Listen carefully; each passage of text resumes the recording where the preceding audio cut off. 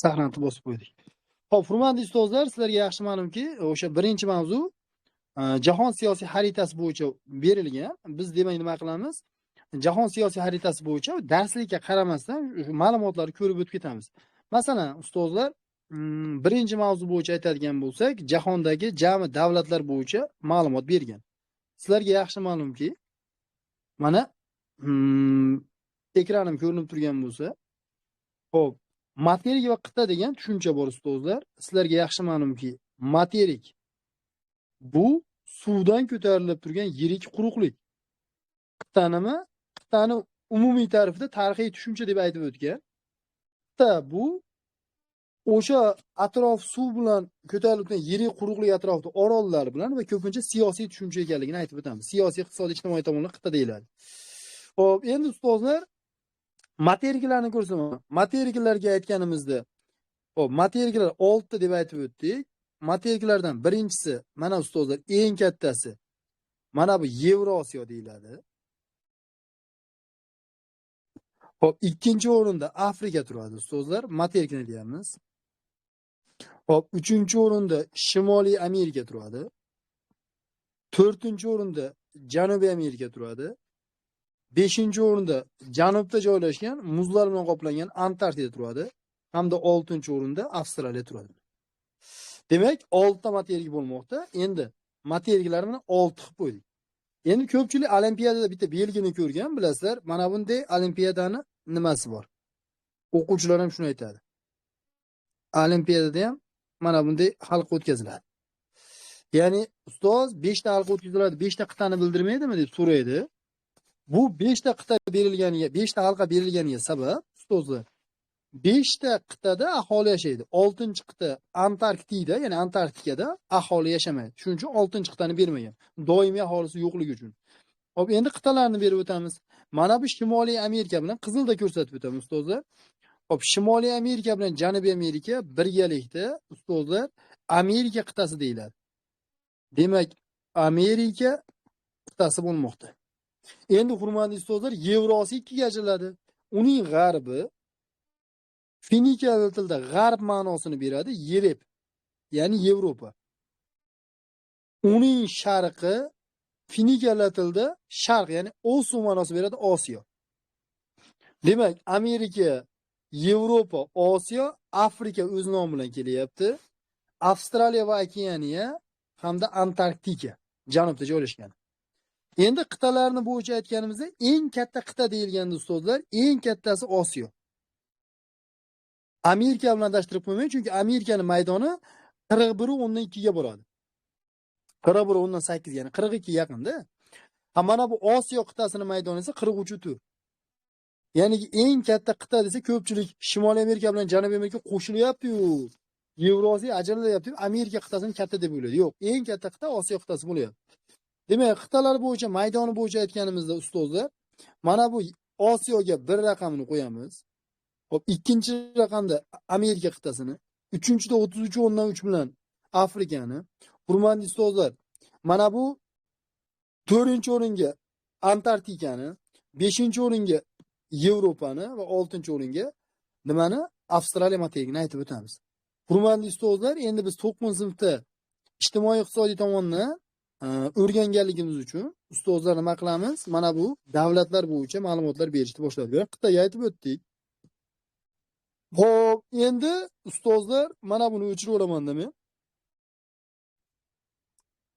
Xo'p, hurmatli ustozlar, jahondagi jami davlatlar. Qit'alar bo'yicha davlatlarni yozib qo'yaman, mana yerga pastga yozib qo'ying ustozlar. Qit'alardagi davlatlar soni mana. Qit'alardagi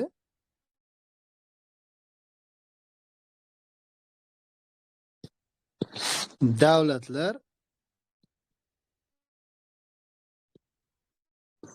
soni.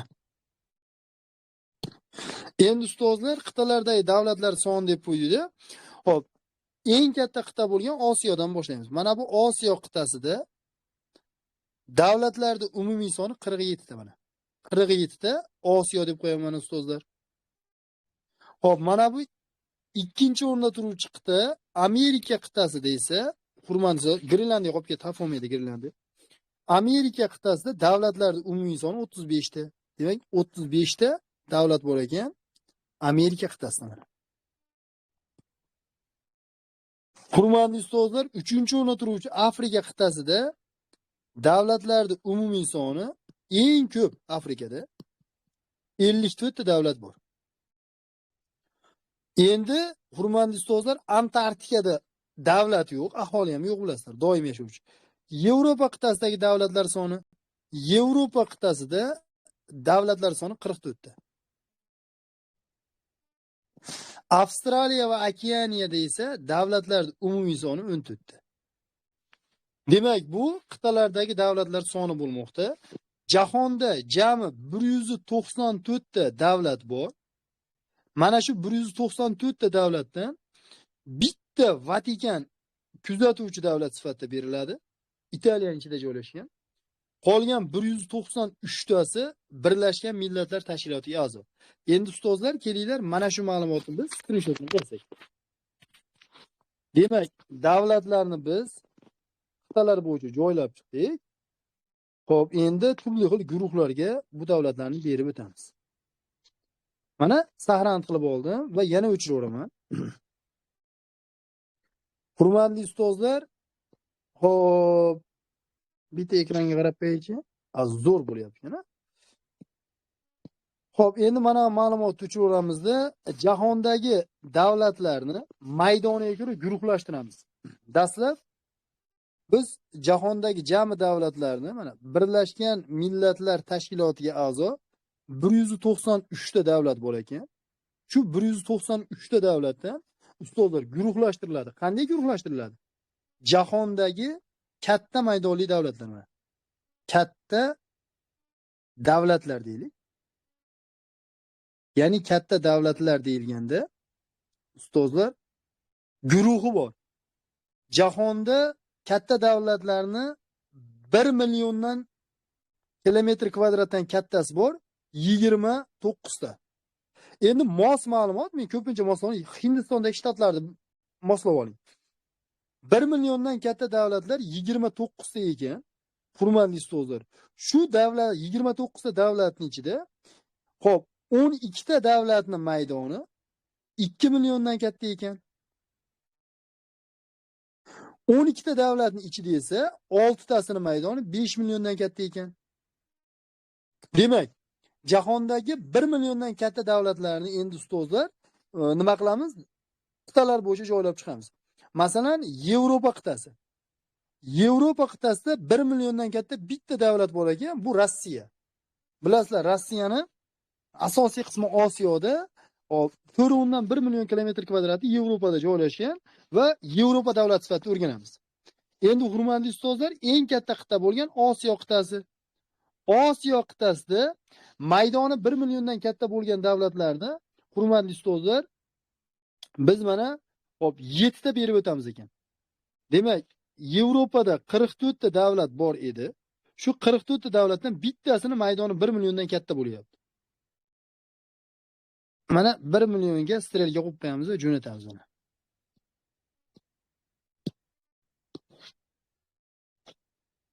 Bir milliondan katta bitta. Endi hurmatli ustozlar, Osiyoda 1 milliondan katta bo'lgan davlatlar jami 47 ta davlat bo'lsa, 7 tasini maydoni 1 milliondan 1 million kilometr kvadratdan hurmatli ustozlar katta bo'lmoqda. Xo'p, endi Afrikada 1 million kilometr kvadratdan katta bo'lgan davlatlar eng ko'p Afrikada joylashgan. Afrikada 54 ta davlat bo'lsa, shu 54 ta davlatdan 1 milliondan kattasi ustozlar 12 ta. Endi ustozlar mana bu hop Avstraliyada jami davlatlar soni hurmatli ustozlar 14 ta bo'lsa, 1 million kilometr kvadratdan kattasi bitta ekan. Bu hurmatli ustozlar Avstraliyaning o'zi. Endi Amerika qit'asida 1 milliondan katta bo'lgan davlatlar jami 35 ta davlatning ichida hurmatli ustozlar 8 ta bo'lmoqda. Demak, 8 ta davlat maydoni 1 million kilometr kvadratdan katta ekan.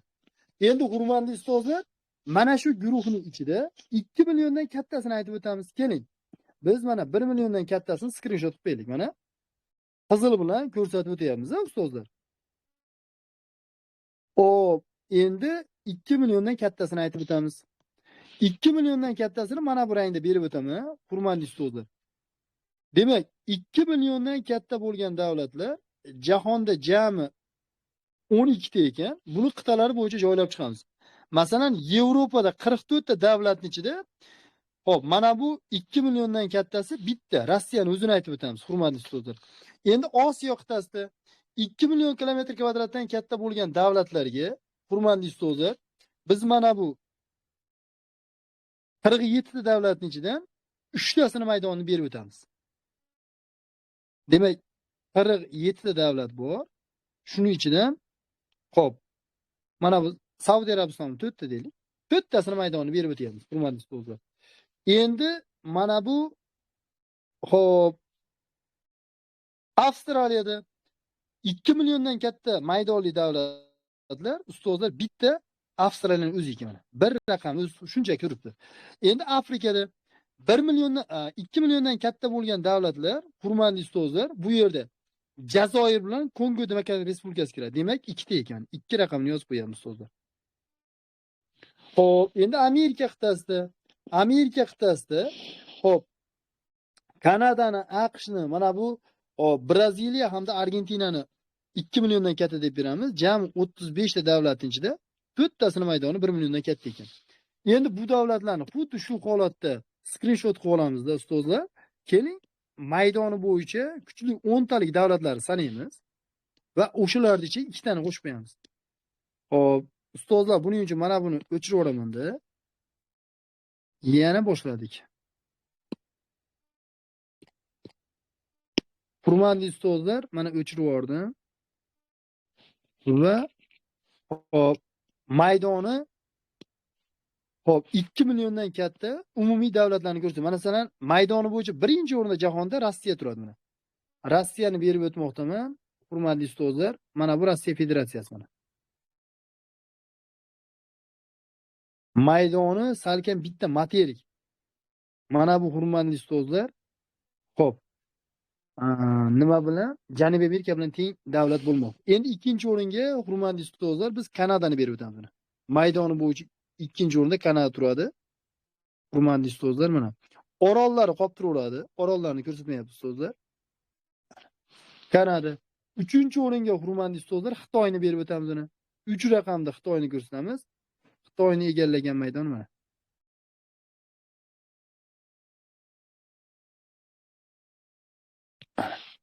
Endi, hurmatli ustozlar, 4-o'ringa Amerika Qo'shma Shtatlarini berib o'tamiz. Amerika Qo'shma Shtatlari Alyaskani ham o'z tarkibiga qo'shib bo'ladi. Shuning uchun Alyaskani ham mana belgilab qo'yapmiz.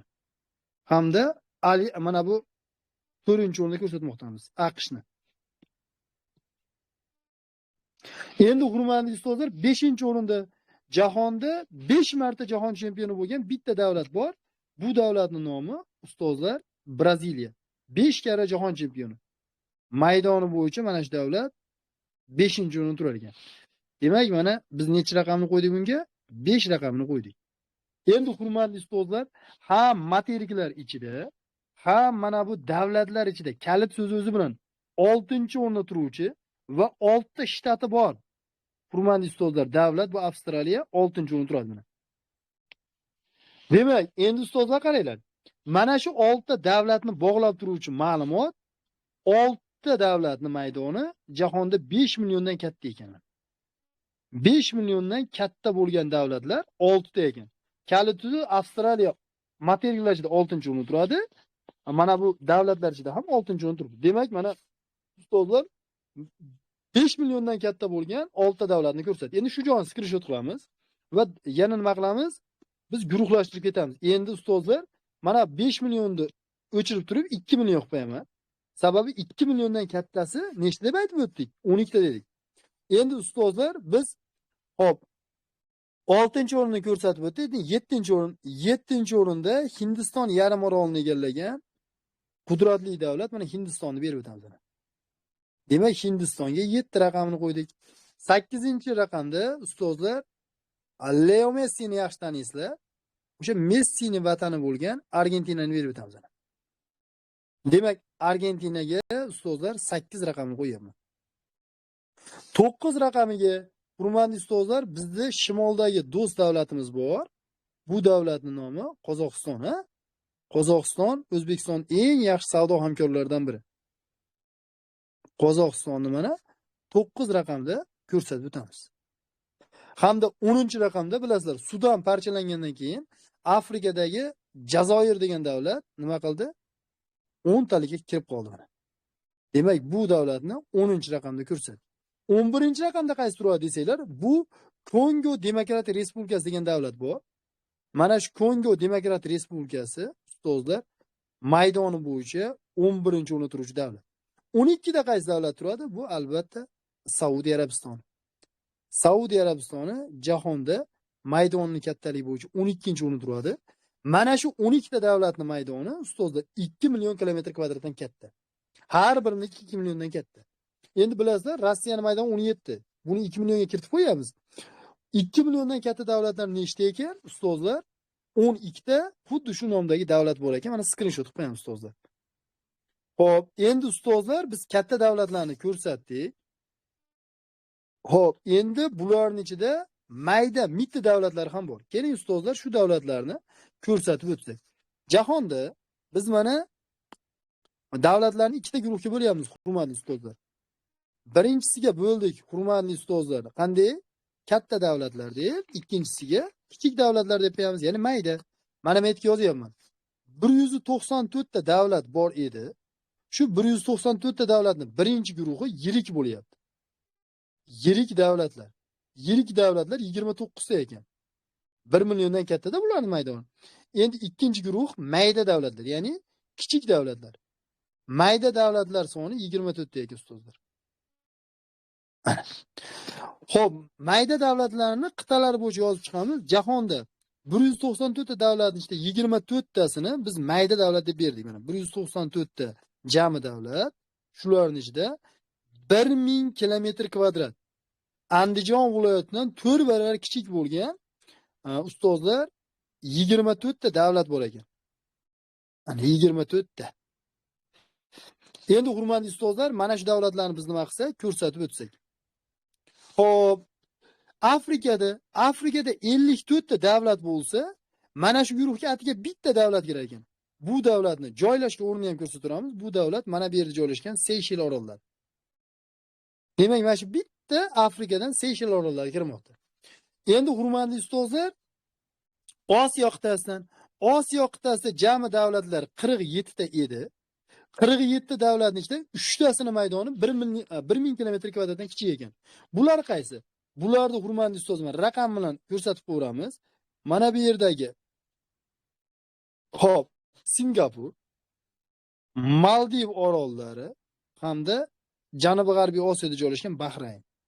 Demak, 3 ta davlatning maydoni 1000 kilometrdan kichik bo'lmoqda. Xo'p, endi mana bu Amerika qit'asida.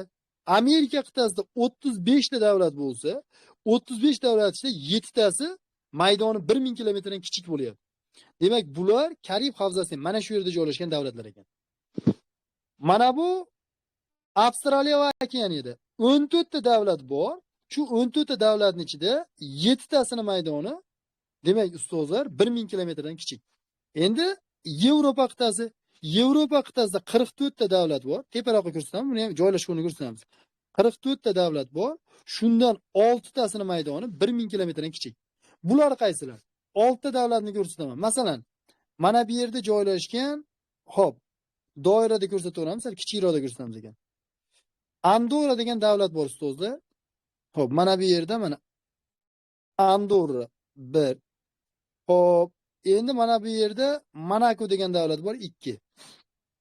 Avstriya bilan Liechtenstein o'rtasi, Shveysariya o'rtasida Liechtenstein degan davlat bor 3. Xo'p, Vatikanning ichida joylashgan San Marino 2, mana Italiya ichida joylashgan.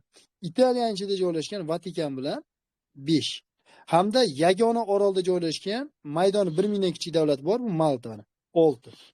6 ta davlat bo'lyapti. 44 ta davlat ichida maydoni 1000 kilometrdan kichik.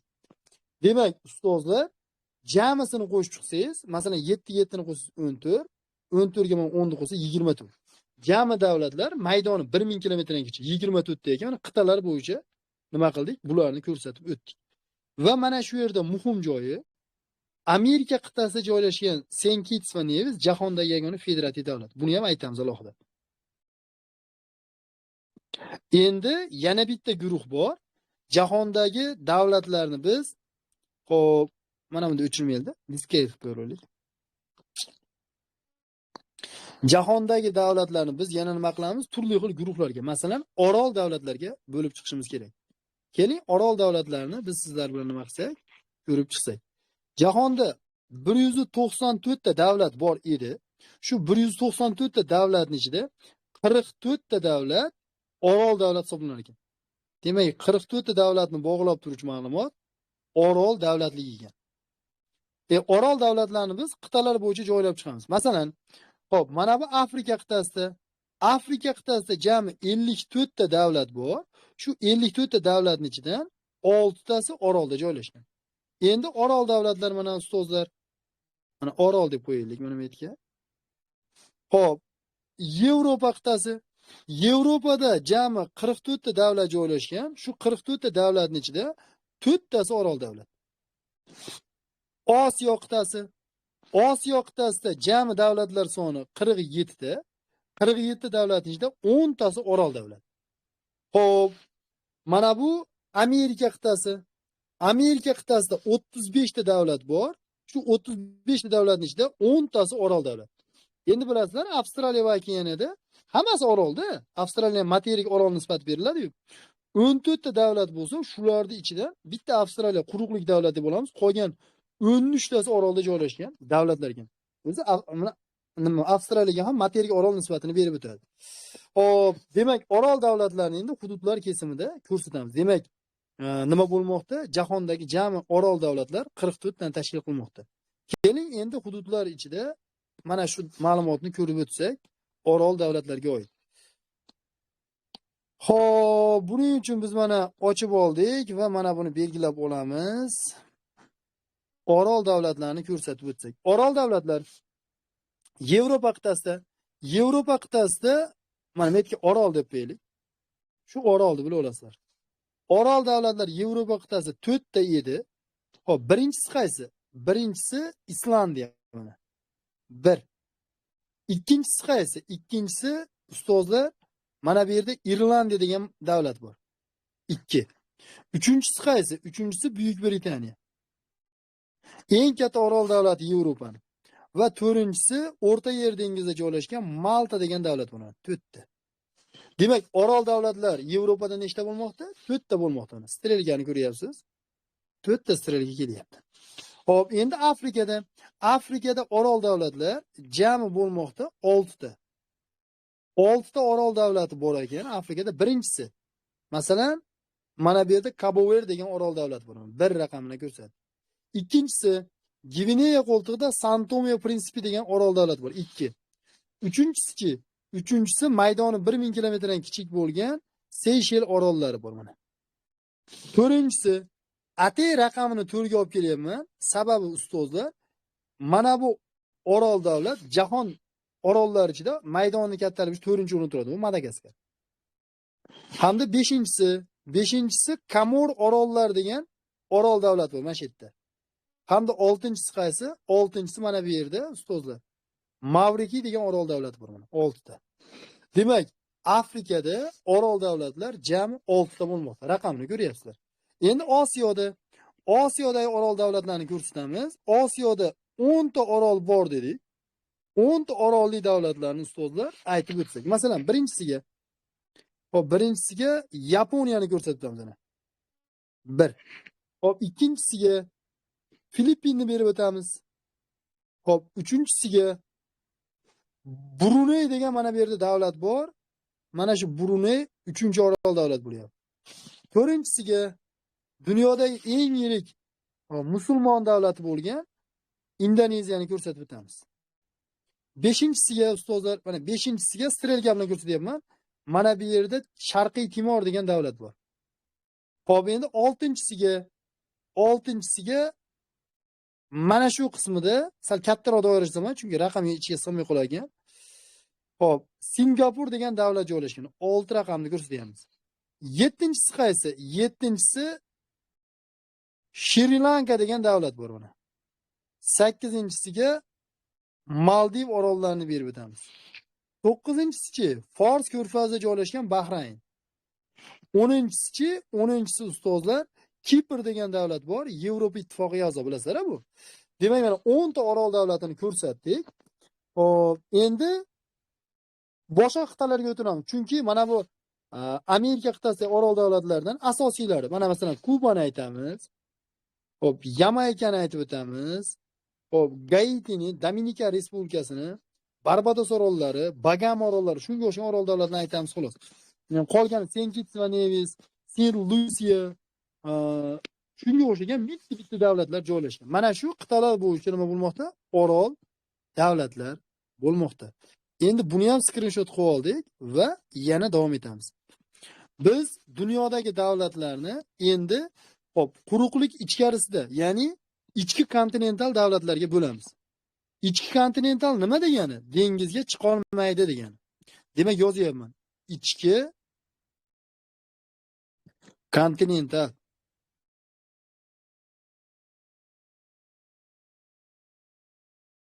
Ichki kontinental davlatlar umumiy soni jahonda 44 dan tashkil qiladi.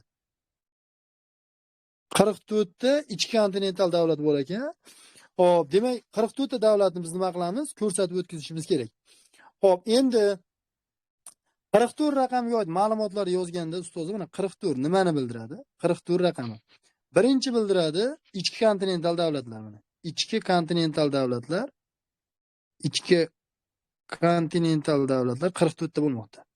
Xo'p, ikkinchi 44 raqami bildiradi jahondagi monarxiya davlatlarni.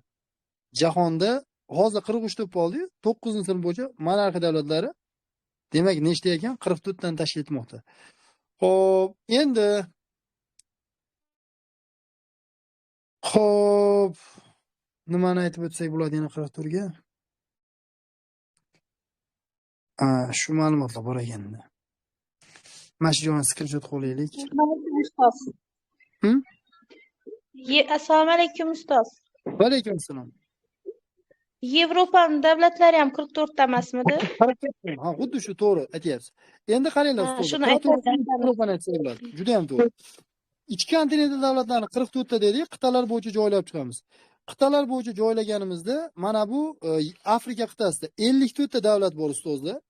54 ta davlat ichida eng ko'p ichki kontinental davlatlar qit'alar bo'yicha Afrikada joylashgan, 16 ta.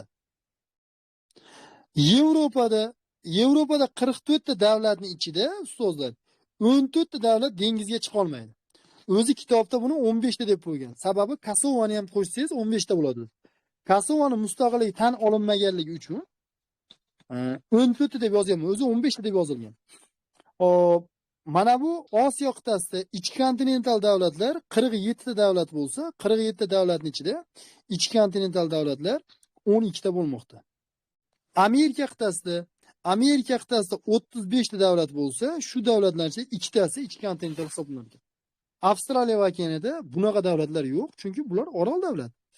Hop, endi ichki kontinental davlatlarni biz hududlar kesimida nima qilsak, ko'rsatib chiqsak. Hop, dastlab eng katta eng ko'p deylik, eng katta desa xato bo'ladi. Eng ko'p ichki kontinental davlatlar joylashgan Afrikadan boshlaymiz. Ichki kontinental davlatlarda, masalan, mana bu Mali. Hop, uning yonida Burkina Faso mana. Niger. Mana bu Chad.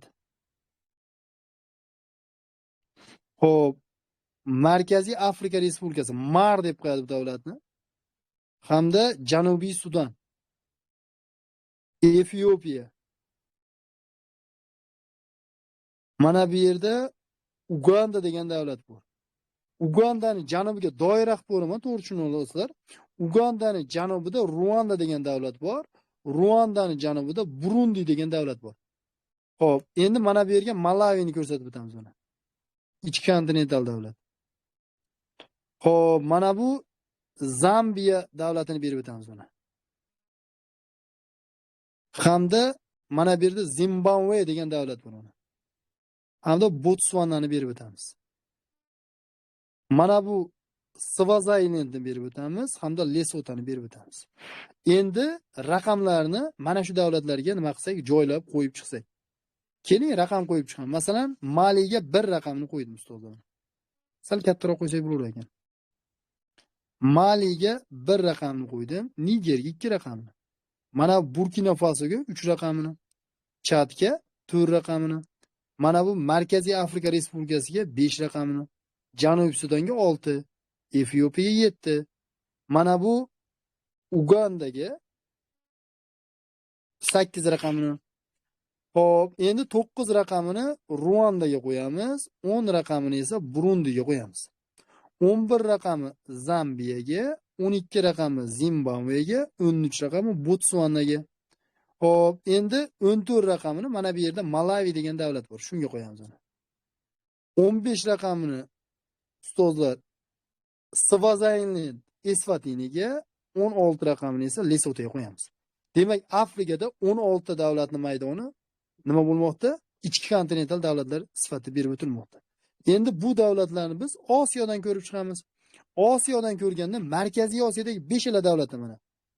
O'zbekiston, Qozog'iston, Qirg'iziston joylashgan mana 5 ta davlatni aytdik mana. 5 ta deb yozib qo'ying. Bilamiz buni. Mana Mongoliya bilan 6 ta bo'lyapti mana.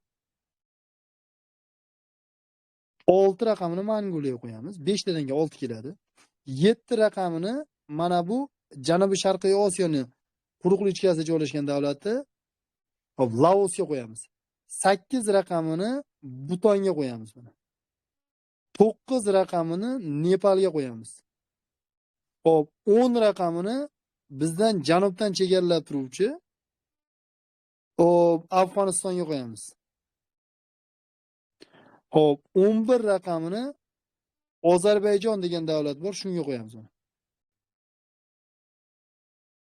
11 raqamini. 12 raqamini esa ustozlar Ozarbayjon bilan doim urushib yuradigan davlat Armanistonga qo'yamiz. Demak, jami Osiyoda 12 ta davlat quruqlik ichkarisida joylashmoqda. Endi Yevropadan quruqlik ichkarisida joylashgan davlatlarni biz aytib o'tdik. Ustozlar 14 ta davlat quruqlik ichkarisida joylashgan dedik. Keling shu davlatlarni ko'rsatib o'tsak.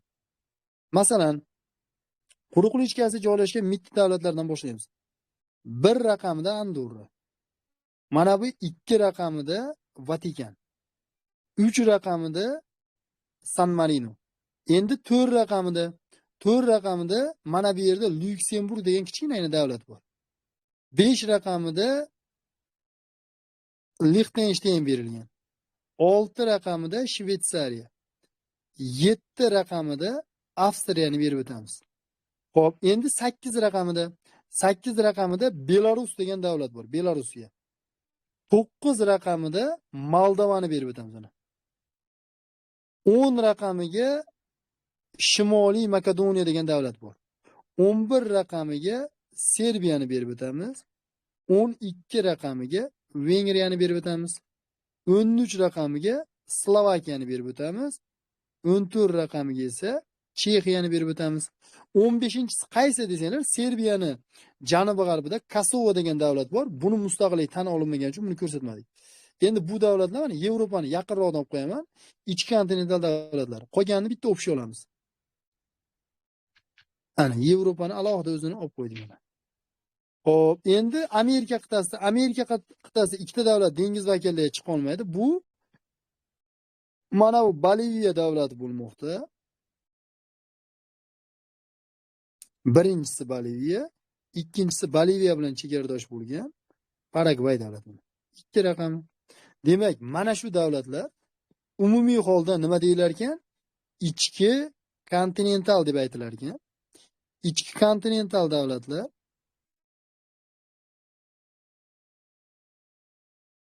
kontinental davlatlar jahonda jam bo'lmoqda 44 ta. Hududlar kesimida yozib qo'ydik ustozlar. Xo'p, endi mana shu joyni ham skrinshot qilamizda. Nima qilamiz? Xo'p, davlatlarning mustaqillikka erishishi bo'yicha raqamli ma'lumotlar berilgan. Shu bo'yicha ketamiz. Xo'p, buni ham bitta o'chirmaymiz, disketga qo'yib o'raylik. Har birini o'chirib yurmaylik-da. Hop, endi ustozlar mana buni shunday o'chiraveramizda. Mustaqillikka erishish bo'yicha hop, sizlarga yaxshi ma'lumki, hozirgi vaqtda 194 ta davlat bo'lsa, shu 194 ta davlat holati kelish uchun bir nechta siyosiy bosqichlarni o'z boshidan davlatlar o'tkazgan. Eng katta o'zgarish sifatida 1991-yilda 90-yilda deb aytsak bo'ladi, 91-yilda hop, sobiq Sovet Respublikasining parchalanishi. Demak, dastlab Boltiqbo'yi davlatlar, 3 ta Boltiqbo'yi davlat qator joylashgan mana shu yerda. Mana shu Boltiqbo'yi davlatlar nima qildi? Mustaqilligini erishdi boshladi. Masalan, birinchida biz Estoniyani, ikkida Latviyani, 3 ta Litvani beramiz. Sobiq Sovet tarkibidan chiqqan. Hop, Belorusiya 4-chisi bo'lyapti, Ukraina 5-chisi. Mana bu hop, Moldovani 6-chi Sovet tarkibidan chiqqan davlat sifatida berib o'tamiz. Hop, endi Rossiyani o'zi 7-chisi bo'ladi, Sovet tarkibidan chiqqan. Doira yopyapti shuning uchun. Endi Osiyo qit'asida mana bu Gruziya 8-chisi bo'ladi ustozlar. 9-chisi Armeniya, 10-chisi Ozarbayjon, 11 Qozog'iston, 12 O'zbekiston, 13 Turkmaniston, 14 Qirg'iziston, 15 Tojikiston. Mana shu davlatlar Osiyo qit'asida jami 8 ta davlat, Yevropa qit'asida esa 7 ta davlat. 1991-yilda sobiq SSR, sobiq Sovet tarkibidan jami 15 ta davlat nima qilgan? Mustaqillikka erishgan. 15 ta. Demak, bu davlatlarni raqamlar bilan ko'rsatib o'tdik. Endi mana shu joyni skrinshot qilib olamizda. Yevropada mustaqil bo'lgan yana bir katta imperiyani parchalanishi mustaqil bo'lgan davlatlar bor. Mana shuni ko'rsatib o'tamiz. Yugoslaviyani parchalanishi natijasida hop, dastlab 4 ta davlat vujudga kelgan. Mana shu davlatlarni berib o'tsak. Yugoslaviya parchalangandan keyin undan tarkibidan ajralib chiqmoqda mana bu hop, Sloveniyani kichigidan ko'rsatamiz ekan. Sloveniyani birinchi raqamda, Xorvatiyani ikkinchi raqamda ko'rsatib o'tamiz.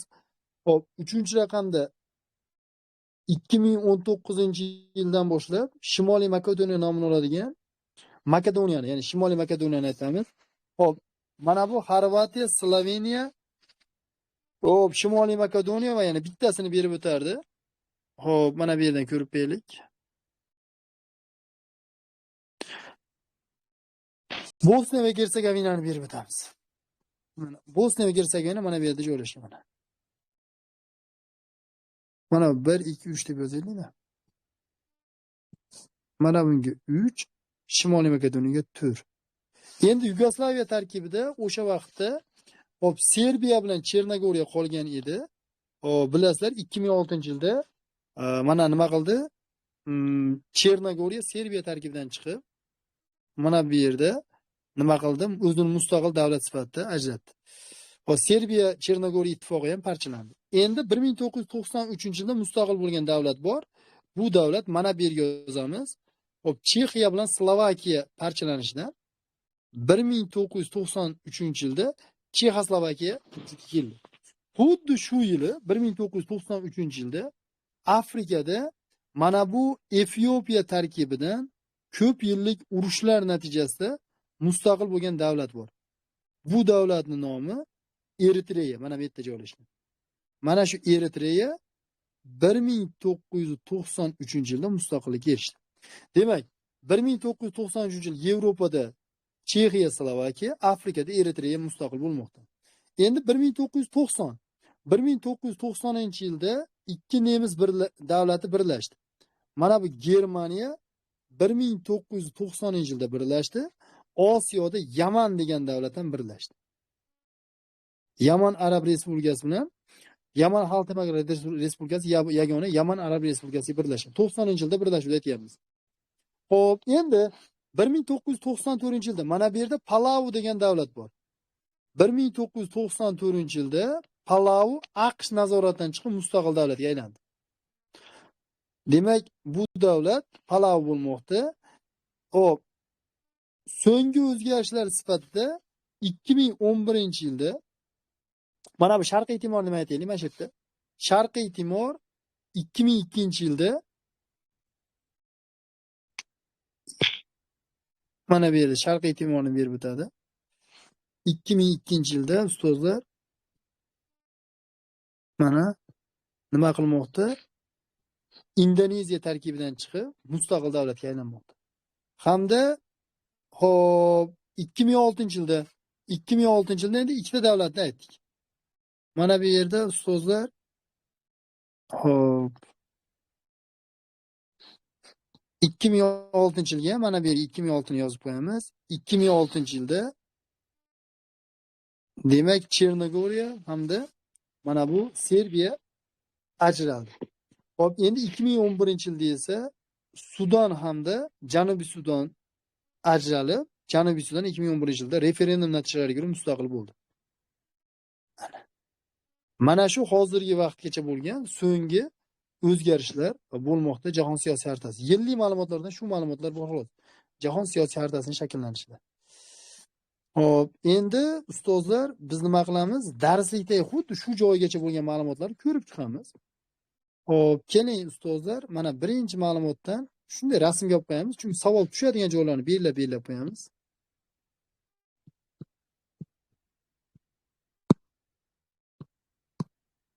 Jahon siyosiy xaritasi mana 194 ta suveren davlat bor.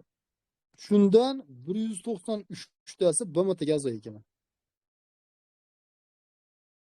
Bitta davlat bor, bu davlat nomi Vatikan kuzatuvchi. Hop, endi 29 ta mustaqil davlat bor, 29 ta davlatning maydoni 1 milliondan katta deylik. 29 ta davlatning maydoni 1 milliondan katta. Shu davlatlarning ichida ustozlar 29 ta davlat ichida 12 tasini maydoni aytib o'tganimizdek mana 2 milliondan katta. Hop, 12 ta davlatning ichida 6 tasini maydoni 5 milliondan katta. Buni ham ko'rsatdik-a. Avstraliya to'xtaydi deb ko'rsatdik-ku. Hop, endi mitti davlatlar, jahondagi mitti davlatlar hozirgi vaqtda Andijondan 4 barobar kichkina bo'lgan 24 ta davlat bor. Shu 24 ta davlatni maydoni 1000 kilometrdan kichik ekan. Buni qit'alar bo'yicha ham ko'rsatib chiqdik. Hop, mana shu joygacha bo'lgan ma'lumotlarni beramiz. Orol davlatlarini hammasini aytib bo'ldik. Bu shart emas bizga. Endi kitobimiz bu betidan. Hop, jahonda ichki kontinental davlat deyilganda quruqlik ichkarisi, ya'ni dengizga chiqa olmaydigan davlatlar aytiladi 44 ta. 44 ta davlatni qit'alar bo'yicha ham nima qildik? Aytib o'tdik. Mana shu yerda savolli joyi bor mana.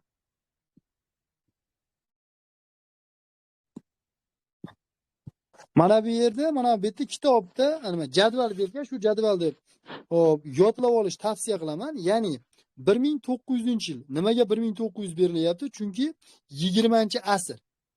20-asrda Yevropada 24 ta davlat bo'lgan. Osiyoda 9 ta, Afrikada atiga 4 ta, Amerikada 20 ta, Avstraliya va Kanada bo'lmagan. Jami davlatlar 20-asrda qarang ustozlar.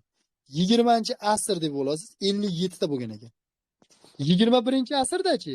21-asrda, mana 21-asr deb qo'yamiz mana bu yerga. 21-asrda davlatlar soni 191 ta bo'lyapti. 191 ta 21-asrda 191 ta, 20-asrda 57 ta. Hozirdachi? Hozirda 194 ta ekan. Hop, endi shu ma'lumotni xuddi shunday holatda ko'rib olasizlar. Hop.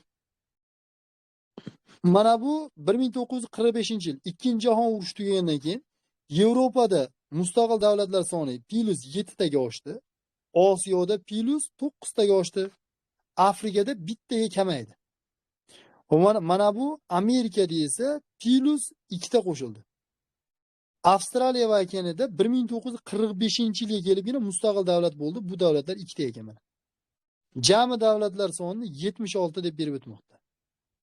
Endi 1990-yil ya'ni 1990-yil 20-asrning oxirgi davriga kelganda mana bu davlatlar soni Yevropada +2 taga oshdi. Osiyoda e'tibor qilinglar +31 taga oshdi. Eng katta ko'tarish mana bu Osiyo va Afrikada bo'lgan. Hop, endi Afrikada 3 ta edi, mustaqil davlatlar soni 49 taga qo'shildi mana. 90-yilda. Amerikada 13 taga ko'paydi. Avstraliya Keniyada esa 10 taga ko'paydi. 2000-yil 21-asr boshida Yevropada ham mustaqil davlatlar soni yana 10 taga oshdi. Osh tartibini ko'ryapsizlar. Hop, mana bu Osiyodagi davlatlar soni esa 7 taga ko'paydi. Afrikada bittaga ko'paydi. Amerikada o'zgarishsiz qoldi. Avstraliya va Keniyada ham bittaga ko'paydi. Hozirgi vaqtda Yevropada bitta mustaqil davlat paydo bo'ldi. 2018-yil xotiga ko'ra bitta mustaqil davlat qo'shildi. Mana bu Osiyoda 47 ta mustaqil davlatni berib o'tmadi. 48-inchisi qaysi bu? Falastin sifatida aytib o'tilgan. Shuning uchun 47 deb beraveramiz. Hop, 53 ta edi Afrikada +1 bo'lib qoldi. Amerikada o'zgarishsiz qoldi. Keniyada ham o'zgarishsiz qoldi. Mana shu jadval bo'yicha ma'lumot, shu joyni mana skrinshotini qo'yamiz.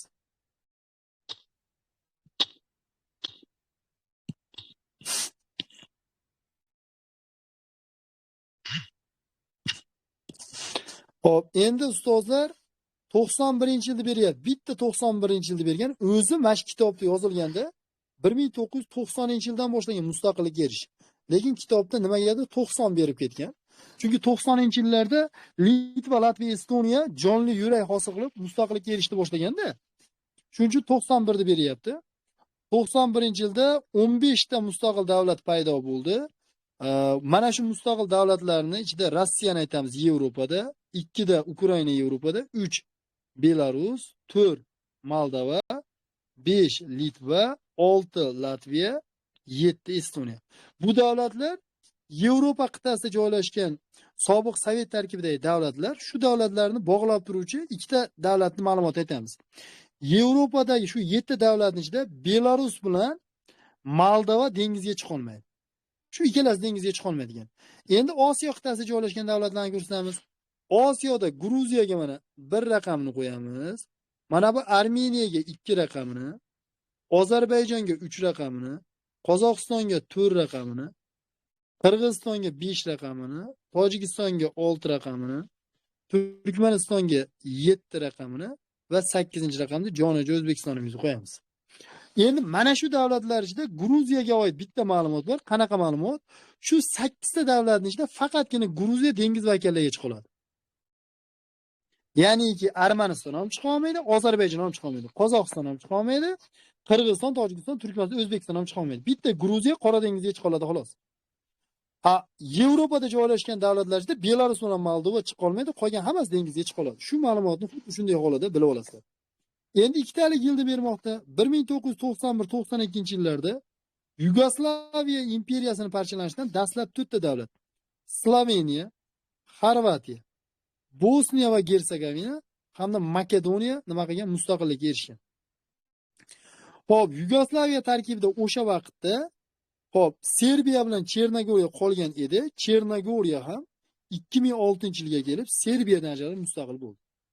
Hop, 1993-yil Afrikada ham mustaqil bo'ldi, Yevropada ham mustaqil bo'ldi. 1993-yilda 1-yanvar sanasida Chexoslovakiya o'rnida Chexiya bilan Slovakiya davlatlari mustaqil bo'ldi. Endi 90-yilda ikkita qit'ada birlashuv bo'ldi. Birinchisi Yevropada nemis davlati qo'shilib Germaniya federal davlati vujudga keldi. 1990-yilda Yaman Arab Respublikasi bilan Yaman Xalq Demokratik Respublikasi birlashib Yaman Respublikasi vujudga keldi. Demak, Osiyo bilan Yevropada davlatlar birlashdi. 93-yilda esa 1990-yil Afrikada ham mustaqil bo'ldi dedik. Mana bu Efiopiya tarkibidan urush natijasida Eritreya ajralib chiqdi. Ikkalasi bir bilan urushavergan, oxiri mustaqillik berishga majbur bo'lgan. Urushlar natijasida mana. Endi mana shu joyni skrinshot qo'yamiz ana ustozlar.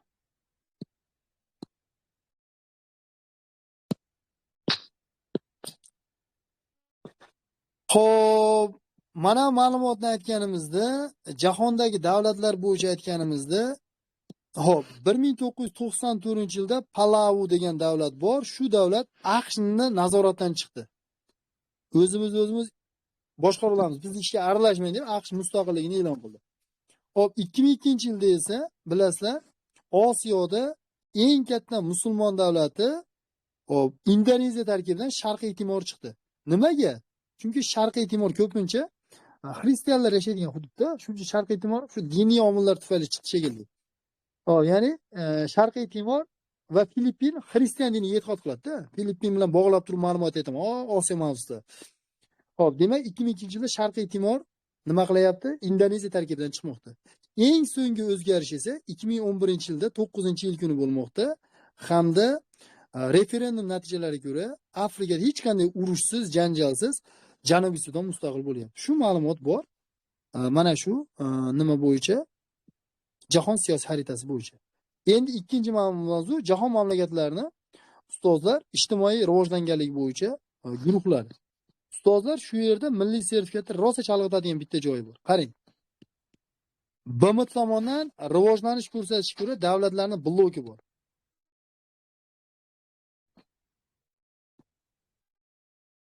Hop, mana shuni aytib o'tamiz.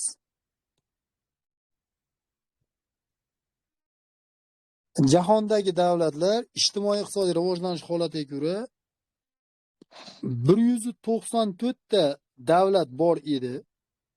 194 ta davlat ijtimoiy iqtisodiy rivojlanish holatiga ko'ra 3 ta guruhga bo'linadi. BMT tomonidan 3 ta blok deylik. BMT tomonidan rivojlanish ko'rsatishga ko'ra 3 ta blokka bo'linadi. 3 ta blok bor. 3 ta blokdan birinchisi rivojlangan deyiladi.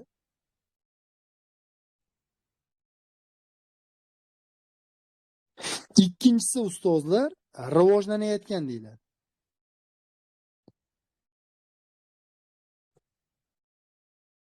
Uchinchisi sust rivojlangan. Sust rivojlanayotgan.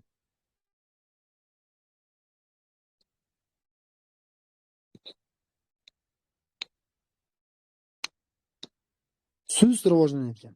Endi demak 3 ta blok bor ekan. BMT tomonidan ajratilgan. Endi mana shuni skrinshotini qilamizda, shu bloklarning ham alohida guruhlari bor. Shularni sizlarga aytib bersam. Masalan, biz rivojlangan davlatlarning ichida, mana bu rivojlangan davlatlar ichida yana alohida guruhlar ajratamiz. Buning uchun mana bu yerda mana buni o'chirib olamizda. Jahonda jami 194 ta davlat bo'lsa, biz 3 ta blokka bo'ldik. Endi biz birinchi blokini aytamiz. Birinchi blokni nima dedik? Birinchi blokini rivojlangan dedik. Rivojlangan davlatlar o'z navbatida quyidagi guruhlarga bo'linadi. Rivojlangan davlatlarning birinchi guruhi. Birinchi guruhi G7lik, ya'ni Grid 7 deb qo'yadi inglizchasiga.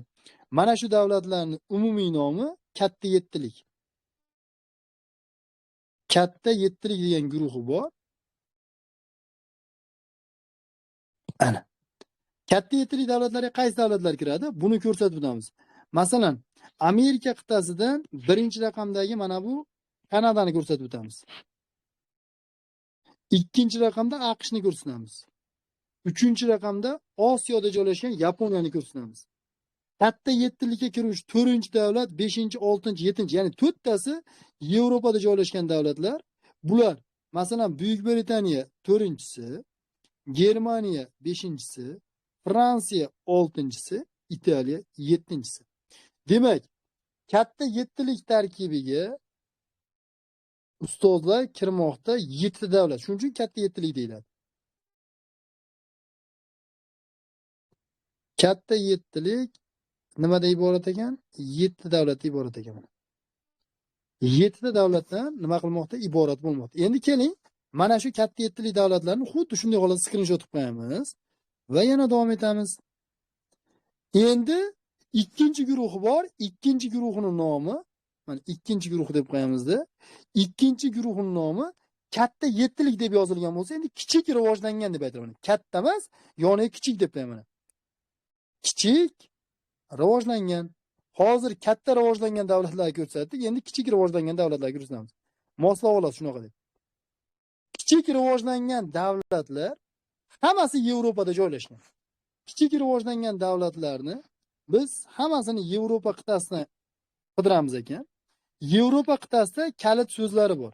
Masalan, bu davlatlarda umumiy bitta nom bor. Mana bu yerda Skandinaviya deb qo'yamiz. Skandinaviya yarim orolda joylashgan hamda o'sha hududga yaqin bo'lgan 3 ta davlat. Norvegiya, Shvetsiya, Finlandiya, ya'ni 3 raqamni yozib qo'yaman bu yerga. 3 ta davlat kichik rivojlangan davlatlar guruhiga kiradi. Endi ustozlar, mana bu yerga Benelux deb qo'yaman. Benelux nima? Mana bu yerga Benelux deb qo'yaman. Belgiya, Niderlandiya, Lyuksemburg Benelux deyiladi. Benelux.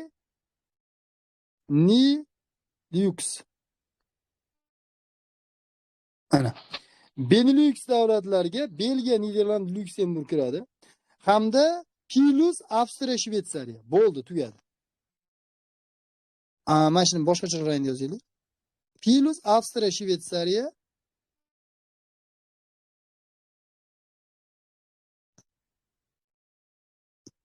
shu davlatlar kichik rivojlangan davlatlar guruhini tashkil qilgan.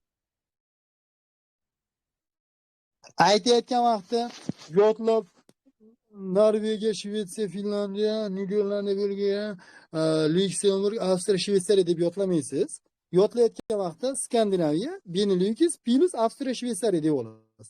Demak, rivojlangan davlatlarning ichida ikkinchi guruh qaysi guruh bo'lmoqda?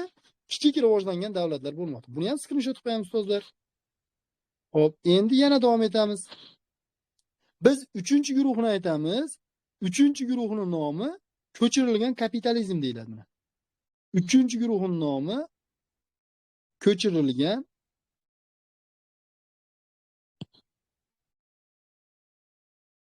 kapitalizm davlatlari.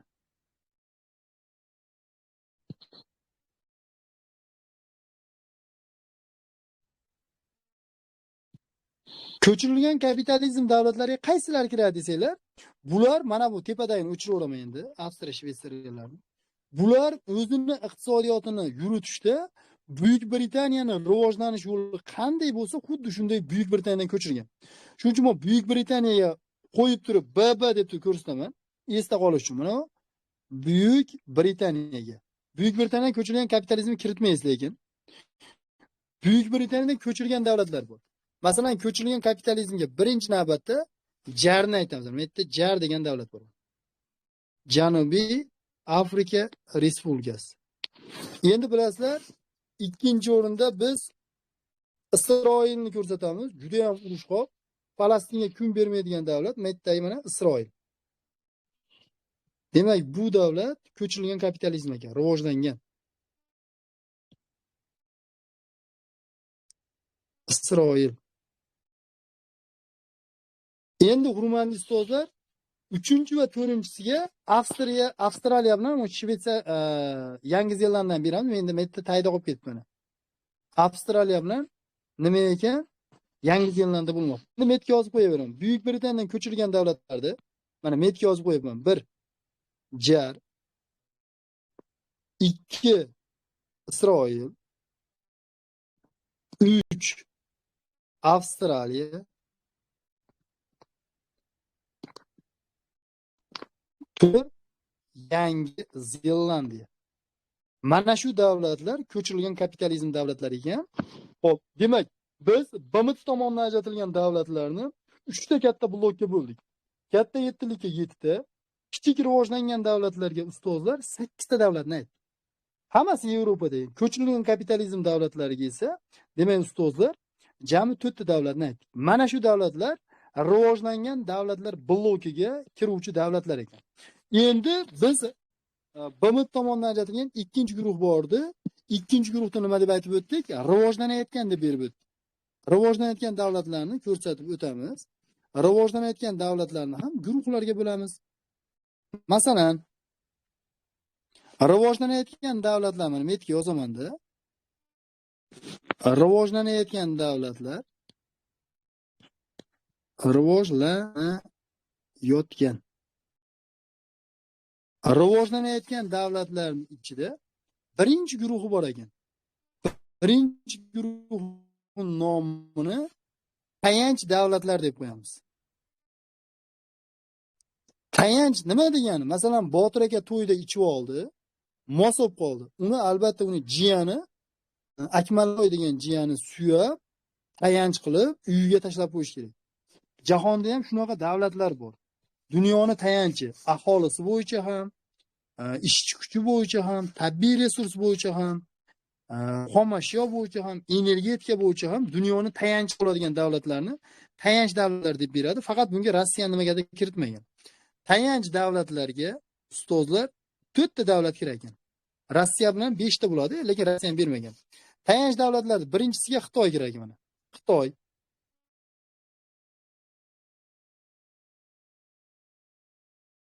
Mana ustozlar beryapmiz. Ikkinchisiga biz Hindistonni ko'rsatamiz mana. Mana bu Hindiston jahonning tayanch davlati bo'lgan ikkinchi davlat bo'lyapti. 2 raqamda ko'rsatamiz. Uchinchisi Braziliya ekan mana.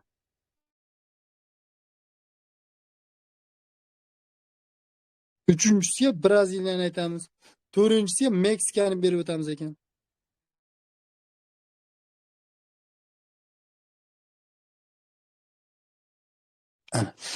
Mana shu davlatlar jahonni qanday rivojlanayotgan davlatlar ichida birinchi guruhga kiryapti. Tayanch davlatlar deb ular nima qilar ekan? Berib o'tirar ekan. Demak, tayanch davlatlarni ko'rsatdik. Endi ustozlar ikkinchi guruhi bor. Ikkinchi guruhini ko'rsamiz, ikkinchi guruhi xomashyo hisobiga boyiganligi uchun bu davlatlarni biz ustozlar nima deb berib o'tamiz ekan? Xo'p, qayga qo'lni bosadiganimiz. Oy, qayda turibdi endi aytdi ekan.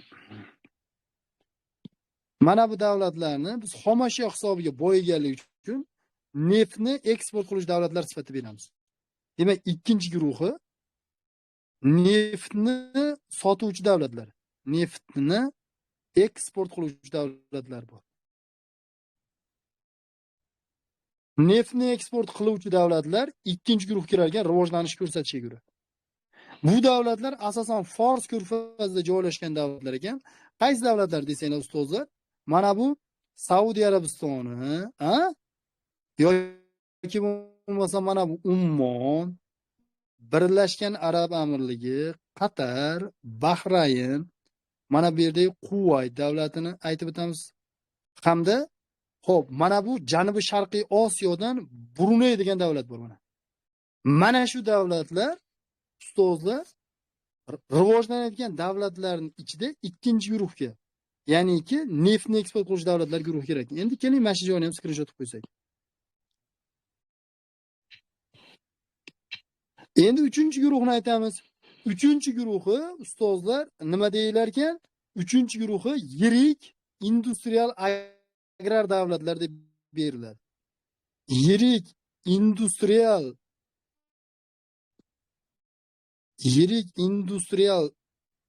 agrar davlatlarga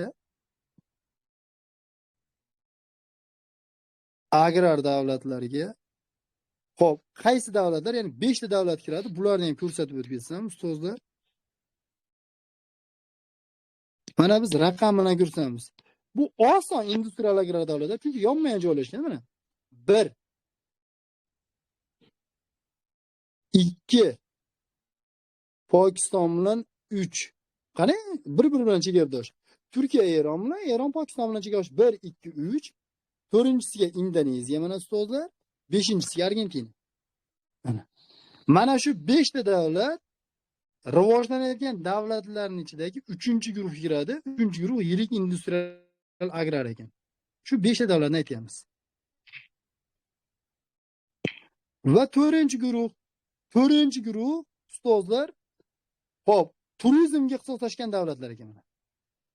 Rivojlanayotgan davlatlarningda turizmga ixtisoslashgan davlatlar, bular qayerda ekan? Karib havzasida ekan, Okeaniyadagi ayrim davlatlar ekan. ana o'sha davlatlar turizmga ixtisoslashmoqda. Va 5-inchisi nima? 5-inchisi mana bu yerga yozib beraman. 5-inchisi o'tish iqtisodiyoti. Rivojlanayotgan davlatlar ichida eng oxirgi guruh o'tish iqtisodiyoti deyilar ekan.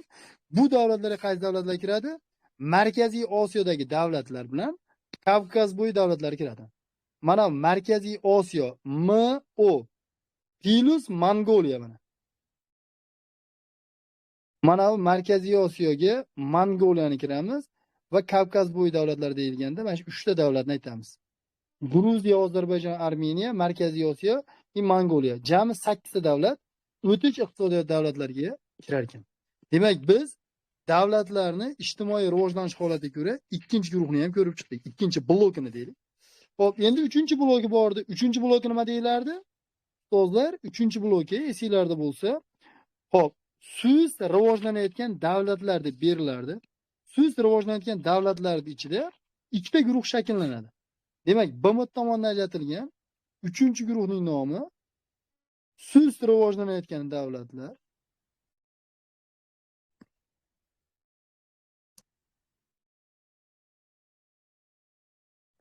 Sust rivojlanayotgan davlatlar deymizda.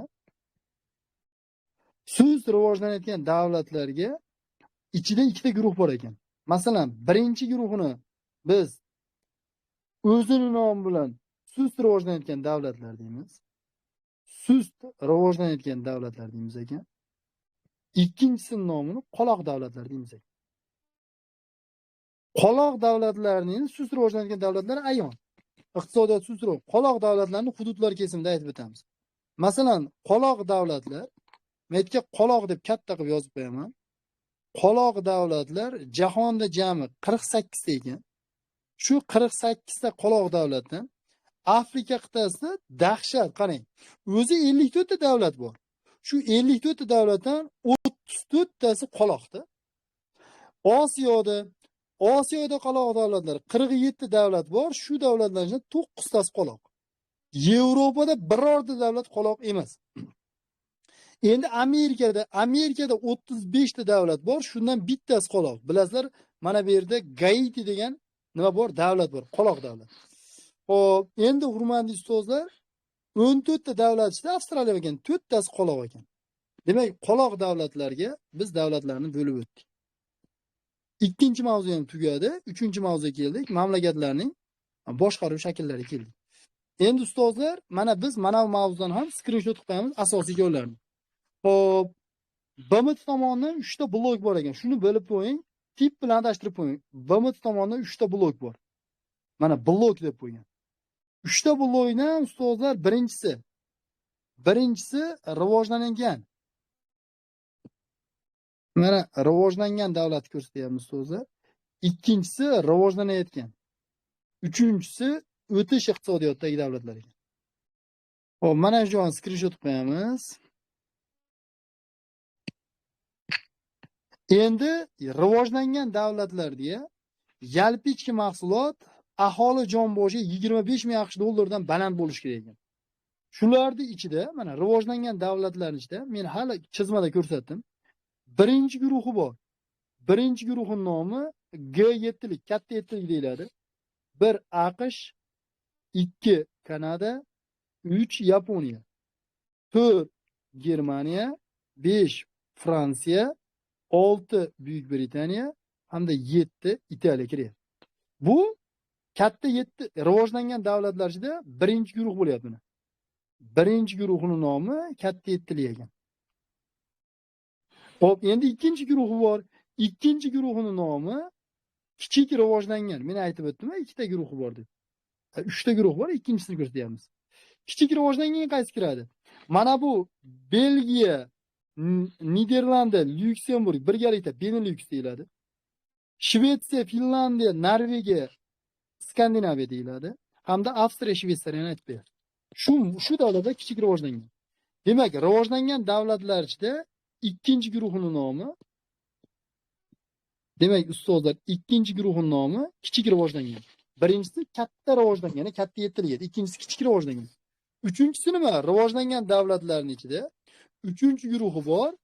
3-guruhining nomi ustozlar ko'chirilgan kapitalizm davlatlari.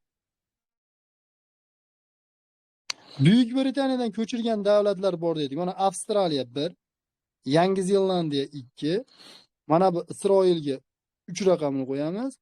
4 ga Janubiy Afrika Respublikasini beramiz. Demak, rivojlangan davlatlarni mana 3 ta guruhga bo'ldik. Endi guruhini mana ustiga yurgizib qo'ysak. Mana birinchi guruh bo'lyapti. Katta yettilik. Ikkinchi guruh bo'lmoqda kichik rivojlangan va uchinchi guruh bo'lmoqda ko'chirilgan kapitalizm. Xo'p, demak ustozlar, mana 3 ta guruhini biz nima qildik? Ko'rsatib o'tdik. Endi rivojlanayotgan davlatlarni 5 ta guruhga bo'ldik. Keling shularni ko'rsatib o'tsak. Xo'p, endi rivojlanayotgan davlatlarni biz guruhlarga bo'lib o'tamizda, rivojlanayotgan davlatlarda jami 6 milliardga yaqin aholi yashaydi va rivojlanayotgan davlatlarning ichida birinchi guruh bor. Birinchi guruhning nomi tayanch davlatlar deyiladi mana. Birinchi guruhning nomi ustozlar tayanch davlat ekan.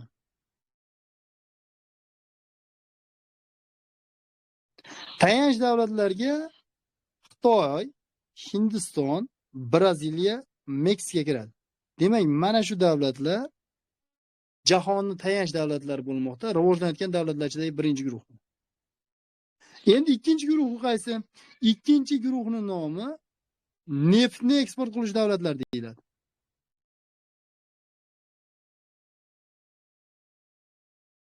Neftni eksport qiluvchi davlatlarga mana Birlashgan Arab Amirliklari 1, Kuvayt 2, Qatar 3, Bahrayn 4, Ummon 5, Bruney 6.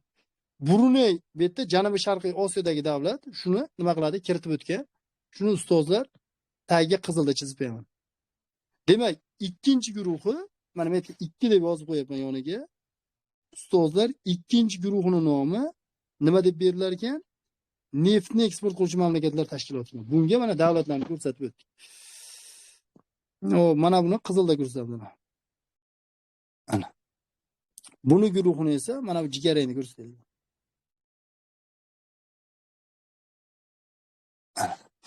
Xo'p, endi ustozlar mana shu joyini skrinshot qilamiz va 3-guruhni ko'rsatamiz. Endi industrial agrar davlatlar keldik-a.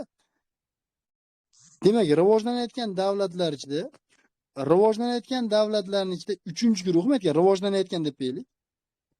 Rivojlanayotgan davlatlarning ichida 3-guruhi bor.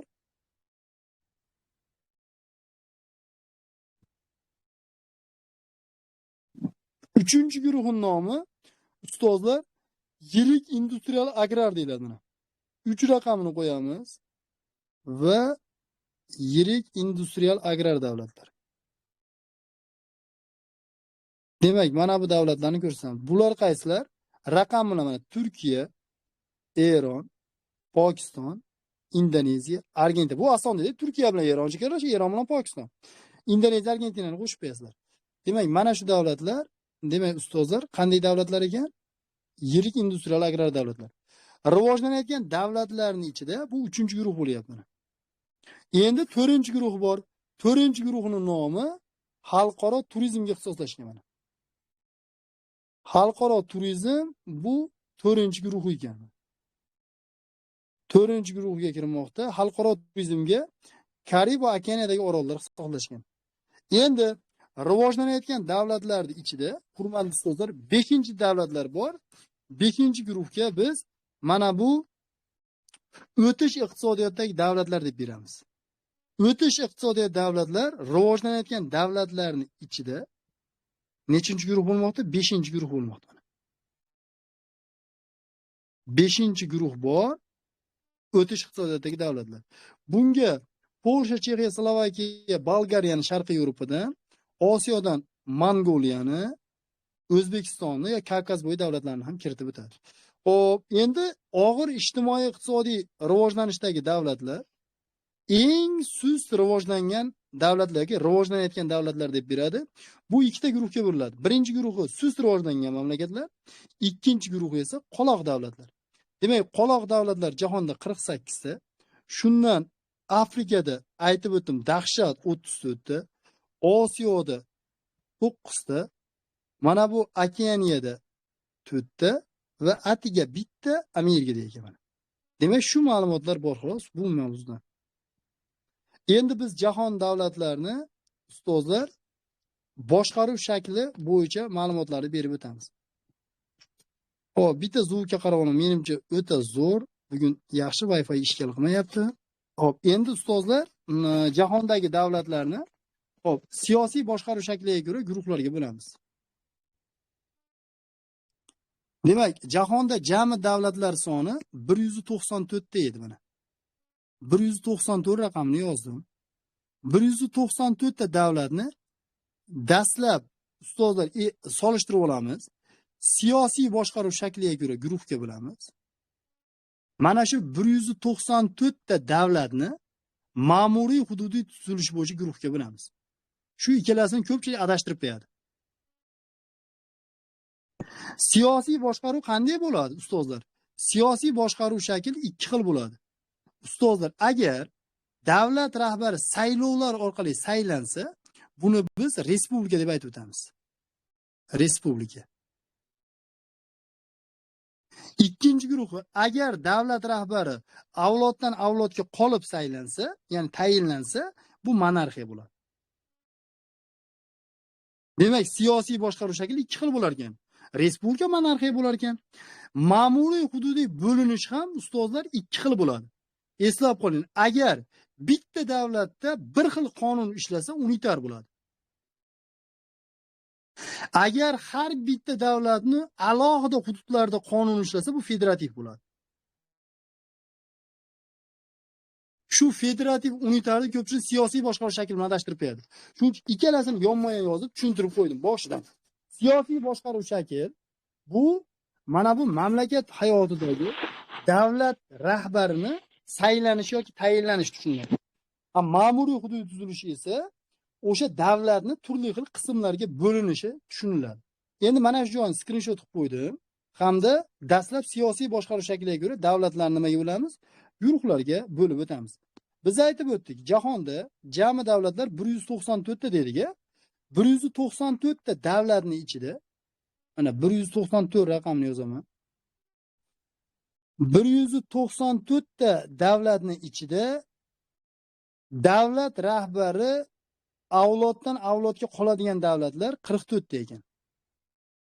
44 ta davlatda davlat rahbari avloddan avlodga qolar ekan, bular monarxiya deyilar ekan. Monarxiya.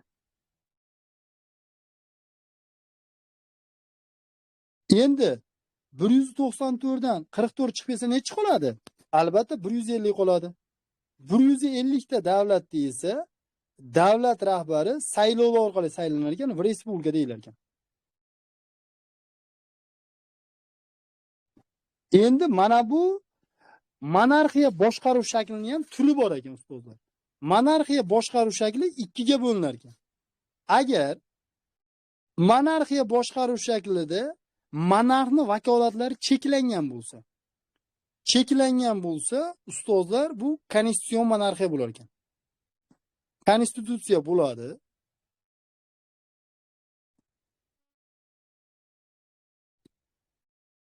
Konstitutsion monarxiyada konstitutsiya bo'ladi va monarx vakolatlari cheklangan bo'ladi.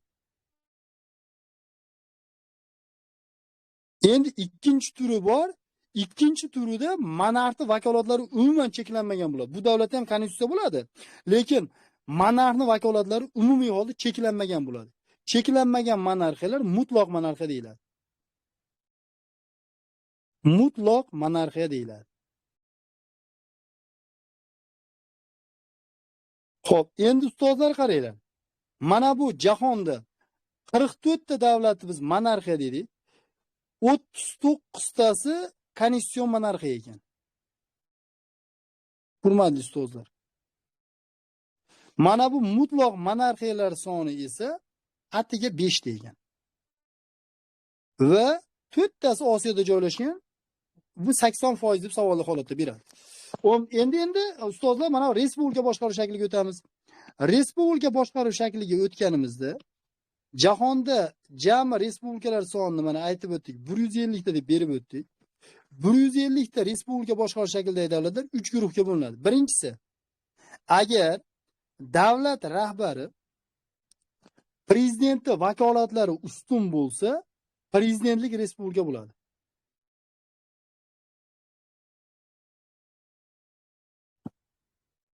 Agar respublika boshqaruv shaklida bosh vazirni vakolatlari ustun bo'lsa, parlamentar bo'ladi.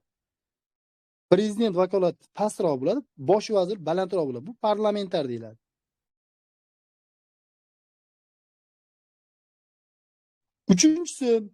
Uchinchisida, hurmatli ustozlar, prezidentlik va parlamentar ikkalasi aralash holda davlatni idora qilsa, bu aralash deyiladi. Demak, siyosiy boshqaruv shaklini aytib o'tdik. 194 ta davlat bor, 44 tasi monarxiya, 150 tasi respublika. Monarxiya ikkiga bo'ldi. Konstitutsion monarxiya, mutloq monarxiya. Respublika 3 ga bo'lindi. Prezidentlik, parlamentar aralash. Endi mana shu yerda savolli joylar bor. Qarang. Prezidentlik respublikalari qaysi qit'ada ko'p deb savol beradi. Afrikada ko'p. Afrikada bilasizlar, hammasi prezidentda va Amerikada ko'p. Xo'p, parlamentar davlatlar qayerlarda ko'p ustozlar? Parlamentar davlatlar Yevropada ko'p. Shu ikkalasini savol qilib beradi. Prezidentlik davlatlar Afrika, Amerikada ko'paygan, parlamentar Yevropada ko'paygan. Endi ustozlar mana shu joyni skrinshot qilamizda, biz nima qilamiz? Jahondagi monarxiya boshqaruv shaklidagi davlatlarni ko'rsatamiz. Sababi monarxiyani ko'rsatgandan keyin qolgani respublika bo'ladi. Keling ustozlar, monarxiya davlatlarini ko'rsatishdan oldin biz mana xaritamizni yana boshqatdan o'chirib olamizda, monarxiya davlatlarini hududlar kesimida nima qilamiz? Aytib chiqamiz. Xo'p, Yevropada jami davlatlar soni mana monarxiya deb yozib qo'yamiz ustozlar, metga.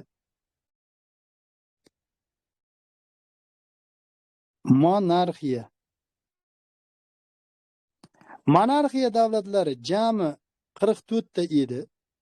Yevropada 44 ta davlat bo'lsa, shu 44 ta davlatning ichida 12 tasi monarxiya ekan. Demak, Yevropada nechta davlat monarxiya bo'lmoqda? Albatta 12 tasi. Endi Osiyo qit'asi. Hurmatli ustozlar, mana bu eng katta bu qit'a bo'lgan Osiyo qit'asida jami davlatlar soni 47 ta ekan. Shu 47 davlat ichida 13 tasi monarxiya. Xo'p, Afrika qit'asi sizlarga yaxshi ma'lumki, xo'p, jami 54 ta davlat joylashgan. Shu 54 ta davlat ichida atiga 3 tasi monarxiya ekan. Xo'p, mana bu hurmatli ustozlar, Amerika qit'asida 35 ta davlat bor. 35 ta davlatning ichida 10 tasi monarxiya ekan. Xo'p, Avstraliya va Okeaniyada 14 ta davlat bor, shularning ichida 7 tasi ustozlar nima bo'lmoqda? 14 ta davlatning ichidan 14 ta davlat bor, shuning ichidan 7 tasi monarxiya boshqaruv shaklida ekan. Demak, hududlar kesimida biz nima qildik? Mana monarxiyani berib o'tdik. Xo'p, hammasini tagi monarxiya deb yozib chiqishimiz shart emas. Buni o'zingizlar nima qilasizlar? Masalan, monarxiya ekanligini bilib olasizlar. Endi kelinglar, mana bu ma'muriy hududiy tuzilish bo'yicha davlatlarni ham aytib o'tsak. Ma'muriy hududiy bo'linishni aytdim. Agar davlatning hududida bitta qonun amal qilsa, u unitar bo'ladi. Masalan, O'zbekiston unitar davlatda, Qoraqalpog'istonda ham, Qashqadaryoda ham, Andijonda ham, Toshkentda ham bitta qonun ishlaydi. Demak, ma'muriy hududiy bo'linish bor. MXT deb beradi. MXT ikki xil bo'lar ekan. Birinchisi ustozlar va ikkinchisi. Birinchisining nomi, hurmatli ustozlar, unitar ekan. Unitarda hamma joyda bir xil qonun ishlaydi ekan.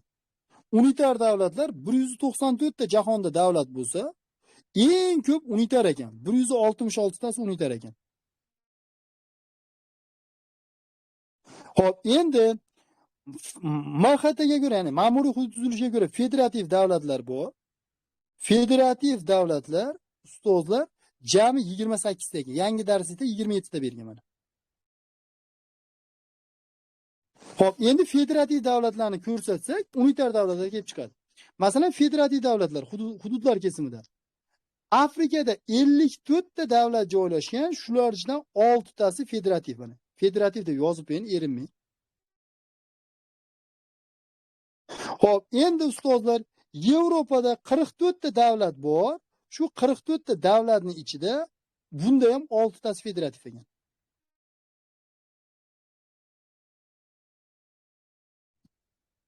Xo'p, Osiyoda 47 ta davlat joylashgan. 47 ta davlat ichida ustozlar 6 tasi federativ ekan.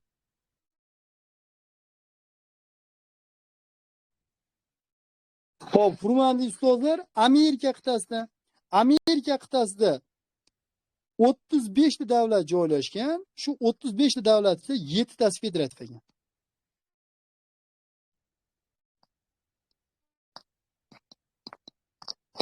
Xo'p, Avstraliya va Okeaniyada 14 ta davlat bor. Shu 14 ta davlat ichida 2 tasi federativ ekan.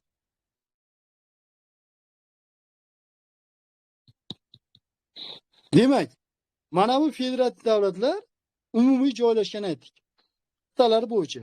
Ustozlar, endi kelinglar, mana shu federativ davlatlarni biz sizlarga kalit so'zlar bilan aytib bersak. Buning uchun ustozlar biz nima qilamiz? Mana xaritani ochib olamiz. Xaritani ochib olamizda mana bu federativ davlatlarni nima qilamiz? Hop, Yevropada kalit so'z, shuni bilib olasizlar, Germaniya. Sababi federativ davlatlarni hammasi Germaniya bilan chegaradosh. Endi buni Bosniya va Gersegovina Rossiyani hisobga olmaganda so'zlar. Hozir mana ko'rsataman.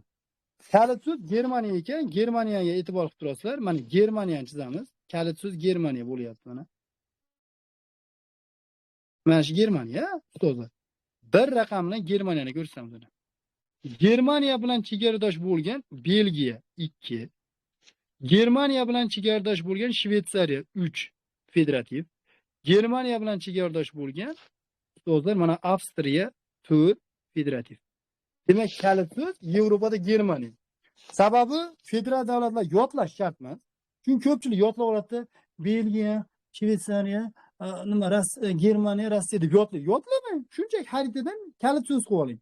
Germaniya bilan chegaradosh bo'lgan 3 ta davlat. Germaniyani o'zi bilan 4 ta. Germaniya, Belgiya, Shveysariya, Avstriya va ustozlar 5-chisiga Bosniya va Gersegovina. Nomi ham aytib turibdi mana. 5-chisi Bosniya va Gersegovina, 6-chisi Rossiya Federatsiyasi. Demak, 6 ta nima bor ekan? Federativ davlat bor ekan mana. Hop, endi Afrikada kalit so'z ustozlar Efiopiya. Sababi xuddi Germaniyaga o'xshab Efiopiya bilan chegaradosh bo'lgan 3 ta davlat. Efiopiyani o'ziga bir raqamni qo'yamiz. Efiopiya bilan chegaradosh bo'lgan Somali 2 mana. Efiopiya bilan chegaradosh bo'lgan Sudan 3. Efiopiya bilan chegaradosh bo'lgan Janubiy Sudan 4. Demak, hurmatli ustozlar, Afrikada kalit so'z Efiopiya. Endi 5-chisi qaysi? 5-chisi Nigeriya, 6-chisi Komor orollari. Demak, jami Afrikada 6 ta davlat federativ ekan. Kalit so'z hozir aytganimizdek Efiopiya bo'lmoqda Afrikada. Xo'p, endi Osiyoda federativ davlatlar Hindistonga 1 raqamni qo'yamiz. Pokistonga 2 raqamini. Mana bu Nepalga 3 raqamni. Hindiston bilan chegaradosh bo'lgan 2 ta davlat. Nepal va Pokiston. Bundan tashqari Malayziyaga 4 raqamini beramiz. Mana bu Birlashgan Arab Amirligi nomini bilyapsiz? 5 federativ davlat bo'lmoqda. 6-chisi Iroq. London bizdan Iroq, raqibimiz kim? Iroq. 6-chisi bo'lyapti. Endi ustozlar Osiyodagi federal davlatlarni ko'rsatdik. Amerika undan ham oson. Nimaga desanglar, Amerikaga Kanadaga 1 raqamni qo'ying. AQShga 2 raqamni qo'ying. Meksikaga 3 raqamni qo'ying. Kanada AQSh bilan chegaradosh, AQSh Meksika bilan chegaradosh 1 2 3. Endi Venesuelaga 1 raqamni qo'ying. Braziliyaga 2 raqamni qo'ying. Argentinaga 3 raqamni qo'ying. Venesuela Braziliya bilan chegaradosh. Mana bu Braziliya Argentina bilan chegaradosh 1 2 3. Endi ikkalasining o'rtasida joylashgan davlat bor. Buni nomi Saint Kitts va Nevis. Saint Kitts va Nevis jahondagi nima bo'lmoqda? Federativ davlat bo'lmoqda. Endi mana shu davlatlar nima ekan? Jahondagi federativ. Endi Avstraliyadan 2 ta davlatni ko'rsataman. Avstraliyaga 1 raqamni qo'ying mana. Mana bu yerda Mikroneziya degan davlat bor. Shu ikkinchi davlat bo'lyapti, federativ. Jahonda federal davlatlar shular. Endi biz kitob bo'yicha nima qilamiz? Savolli joylarni skrinshotini qilib qo'yamiz. Xo'p, mana ustozlar, siyosiy boshqaruvning 2 shakli bor ekan. Respublika boshqarish shakli bor, monarxiya bor. Respublika boshqaruv shakli qadimgi Rim davridan ma'lum. Keng tarqalishi 20-asrning ikkinchi yarmiga to'g'ri kelmoqda. 150 ta respublika davlati bor. O'shalarni 3 ta guruhga bo'lyapmiz ustozlar. Birinchisi demak prezidentlik, ikkinchisi parlamentar, uchinchisi aralash. Prezidentlik respublikalari qayerda ko'p? Prezidentlik respublikalar Afrika bilan Amerikada ko'p mana. Afrika bilan Amerikada prezidentlik respublikalari ko'p. Parlamentar qayerda ko'p? Parlamentar respublikalar asosan Yevropada. Demak, mana metga yozib qo'yapti. Parlamentar davlatlar Yevropada ko'p. Uchinchi turni aytdik, biz aralash. Aralash respublika boshqarish shaklidagi davlatlarga, masalan, Rossiyani, Portugaliyani, Ukrainani, Xorvatiyani, Fransiyani, Jazoir, Misr va boshqa davlatlarni bermoqda. Mana shu respublikaga savolli joylari. Endi monarxiya boshqaruv shakli bo'yicha aytamiz. Monarxiya boshqaruv shakli bo'yicha aytganimizda, hop, jahonda jami 44 ta monarxiya davlati bor. 44 ta monarxiya davlati ikkita guruhga bo'linyapti. Birinchisi konstitutsion, ikkinchisi mutlaq monarxiya. Mana bu konstitutsion monarxiya davlatlarini jami soni 39 ta deb beramiz, mutlaq monarxiyalar soni 5 ta. Endi hurmatli ustozlar, hozirgi vaqtda 39 ta davlat konstitutsion monarxiya davlati mana shu davlatlarni hududlar bo'yicha kesimini bergan. Xo'p, endi mana shu joyni skrinshot qilib olamiz. Ustozlar hamda nima qilamiz? Monarxiya davlatlaridan bu yog'ini. Xo'p, mana bu Kanadani, Avstraliya, Yangi Zelandiya, Papua Yangi Gvineyani Buyuk Britaniya hamdo'stligi tarkibidagi monarxiya davlatlari ekanligini aytib o'tamiz. Xo'p, jahonda jami mutlaq monarxiyalarni, ikkinchi tur mutlaq monarxiyada 5 ta, 5 ta 100% qarang. 100%. 4 tasi necha foiz bo'ladi ustozlar? 4 tasi 80% bo'ladi. Savolda 80% qaysi qit'ada joylashgan deydi, ko'pchilik chalg'ib qoladi-da, belgilolmaydi. Saudiya Arabistoni, Ummon, Qatar, Bruney hamda Yevropa joylashgan Vatikan mutlaq monarxiyalar hisoblanadi. Bular ustozlar monarxiyaga oid savolli joylar edi. Xo'p, endi biz nima qilamiz? Mana bu ma'muriy hududiy bo'linish bo'yicha ma'lumotlar aytamiz. Ma'muriy hududiy bo'linish bo'yicha aytganimizda ustozlar, xo'p, ikki turga bo'linadi dedik. Agar bitta davlatda bitta qonun ishlasa, ma'muriy hududiy bo'linishda bu davlat unitar bo'ladi. Agar hamma hududda alohida qonun ishlasa, bu federativ bo'ladi. 166 ta davlat hozirgi vaqtda unitar ekan. Mana bu federativ davlatlarning umumiy soni esa jahonda 28 ta bo'lmoqda. Xo'p, federativ davlatlarni berib barpo bo'lishiga ko'ra, xo'p, tarixiy federativ davlatlar bor. Masalan, AQShni beryapti. AQShda shtatlar tashkil qilingan va ular tarixiga ega o'zini. Shtat keyin birlash bo'lgan. Germaniyani aytib o'tmoqda. Avstriyani Birlashgan Arab Amirligi. Masalan, Birlashgan Arab Amirligi 7 ta amirlikdan iborat. Demak, bular tarixiy rivojlanishga ko'ra birinchi guruh ekan. Ikkinchisi hududini benihoya kattaligi. Kattaligi bo'yicha Kanada, Avstraliya, Braziliya, Rossiyani aytamiz. Sochilib ketganligi bo'yicha orolda joylashgan Mikroneziya bilan Komor orollarini bermoqda. Endi ko'p millatliligi bo'yicha bor. Ko'p millatliligi bo'yicha biz davlatlarni ma'muriy hudud tuzilishi bo'yicha Hindistonni, Nigeriyani, Bosniya va Gersegovinani beramiz ekan. Mana bu yerda berilgan. Hindiston, Nigeriya, Bosniya, Gersegovina ko'p millatli ekan.